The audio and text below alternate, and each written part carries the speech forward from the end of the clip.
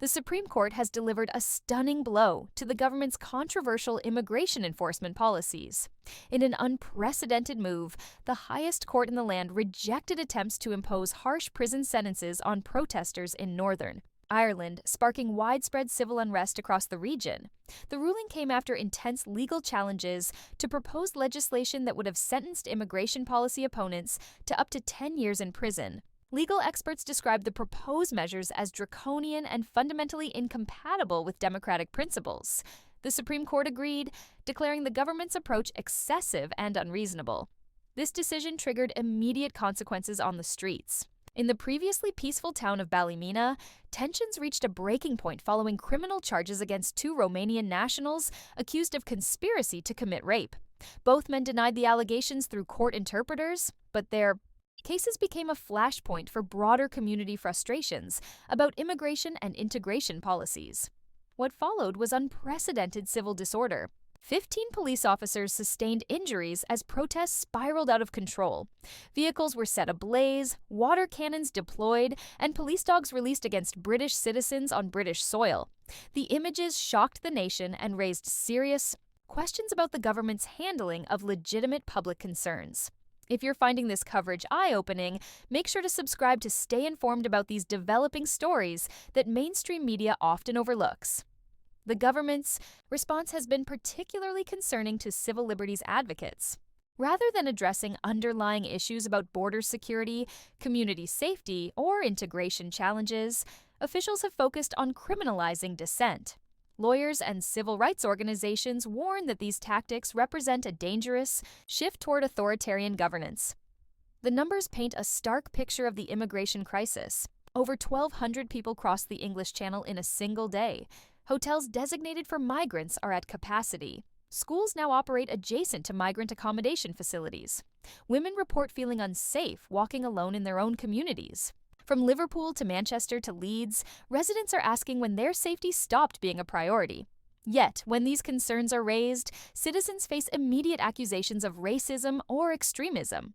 The message seems clear: stay silent or be branded a bigot.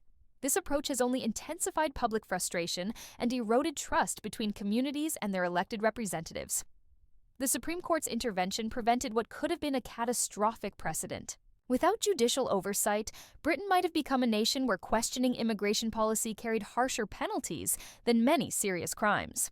The court's decision reaffirmed that peaceful protest, even when it challenges government policy, remains a fundamental democratic right. However, the government's justification for these measures reveals deeper concerns. Officials claim that immigration protests incite racial hatred, yet the anger appears to be erupting from ordinary citizens rather than organized extremist groups. The disconnect between government rhetoric and public reality has never been more apparent. The situation in Dublin provides additional context to this crisis. Irish residents discovered that their government had been secretly relocating groups of foreign nationals into residential neighborhoods without consultation or notification. Buses arrived under cover of darkness, depositing exclusively mail migrants into community housing, while authorities maintained complete silence about the operations. Local residents, equipped with mobile phones and growing suspicion, documented these nighttime transfers. Their footage reveals the systematic nature of these relocations and the complete absence of transparency from government officials. The demographic composition of these groups, consisting entirely of young men from countries including Afghanistan and Pakistan, has raised additional community safety concerns. Before we continue with more analysis, hit that subscribe button if you want to stay updated on stories that matter to real people dealing with real consequences. The testimonies captured in Dublin highlight the human cost of current immigration policies. Residents questioned why able-bodied men were seeking asylum rather than addressing conflicts in their home countries. These conversations, however uncomfortable, reflect genuine community concerns about the sustainability and fairness of current immigration systems. Women and children appear notably absent from these relocations, raising questions about family, separation, and the prioritization of certain demographic groups in asylum processes.